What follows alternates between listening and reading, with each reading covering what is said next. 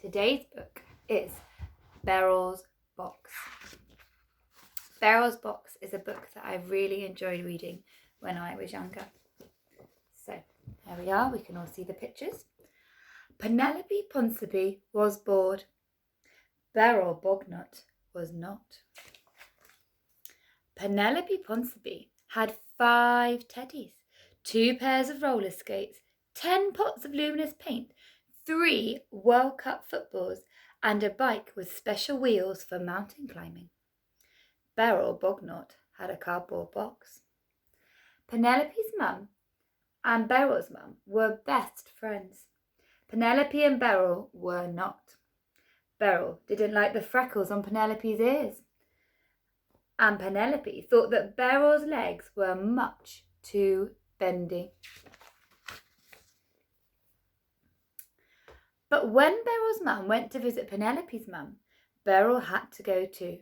She howled and scowled and bent her legs until at last she was allowed to take her cardboard box. Penelope's mum and Beryl's mum sat and played cards and had a really good time. Penelope and Beryl sat and slurped their milkshakes, then used the straws to annoy each other.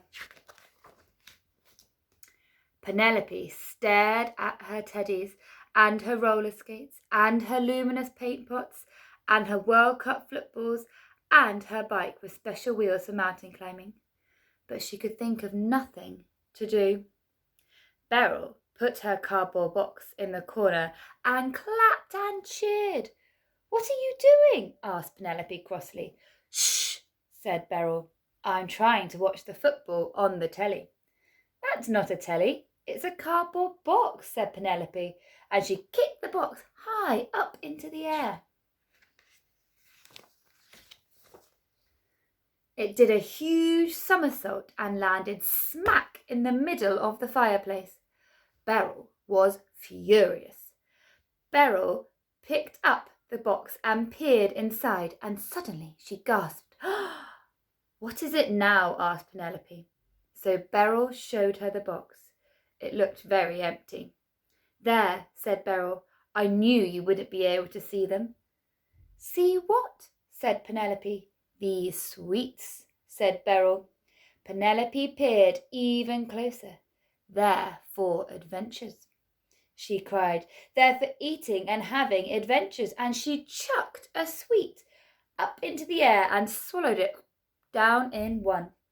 Suddenly there was a sound, a sort of gurgling and splashing coming from behind. Beryl spun round just in time to see a great sploosh of water pouring down the chimney. She jumped into the box. "Quick!" she shouted. "We'll use it as a boat." The water rose higher and higher. It covered the floor, it covered the door, and higher it got, the rougher it became, until a huge wave washed the box out of the window and on to the open sea. "Ahoy there!" cried Beryl, as an enormous ocean liner went sailing past. Penelope smiled and waved. "Watch out for the shark," she said. The boat sailed on and on. "Look," shouted Beryl, "there's land ahead." Penelope looked, then closed her eyes. "It's an island," she said, "an island with big blue trees." So they started to paddle towards the island. Harder and harder, faster and faster they paddled, but just as they were about to land, they began to go round in circles. "We're stuck in a whirlpool," yelled Beryl. Penelope reached and grabbed hold of a big blue branch at the edge of the island. Then she started to pull them in. Beryl and Penelope sat down on the box. They were tired and very hungry. At the top of one of the big blue trees, they could see a bunch of big blue moon fruits. Beryl did one of her best bendy leg jumps on to get to the fruits, but they were too high. So Penelope tipped the box on its side and leapfrogged on top of the box. Reaching up, she chucked moon fruits down. Beryl and Penelope sat on the ground and munched the big moon fruits. They put the box in the middle and used it as a table. I wonder what's on the radio, said Penelope, reaching to switch on the box. Warning, warning, came a voice which sounded a bit like Beryl's. Huge, googly monster spotted, roaming Moonfruit Island. At that moment, Penelope felt something long and slippery slithering up her back. Hug! The long, slippery thing was a long, slippery tail, had a long, slippery tail attached to a wide, slippery body with snaky, slippery neck, on the end of which was a huge, slippery, goggly monster's head. There was a rumble and a grumble of a gigantic, hungry tummy, followed by the slurping and burping sound.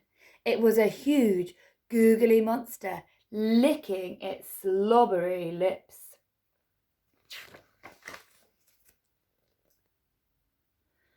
Beryl picked up the box and swung it round 3 times, bashing the monster on its googly head. The monster bellowed, then went cross-eyed and wobbled. With an angry roar, it stamped on the box. The box flattened out like a carpet. Quick, shouted Beryl, jumping on top of it. The magic words, bendy legs and ear freckles, cried Penelope, and she managed to grab Beryl's hand as the carpet soared up into the air.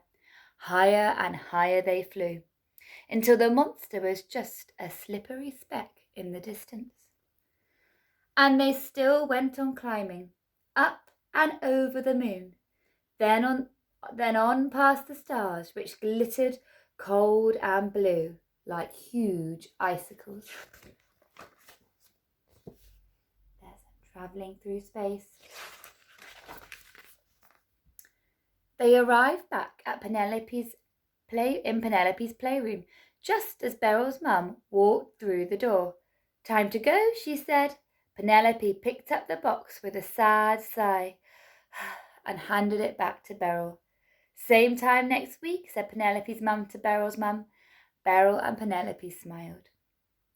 Beryl thought that Penelope's freckles looked like yummy chocolate chips, and Penelope couldn't help but think that all the best legs must be bendy.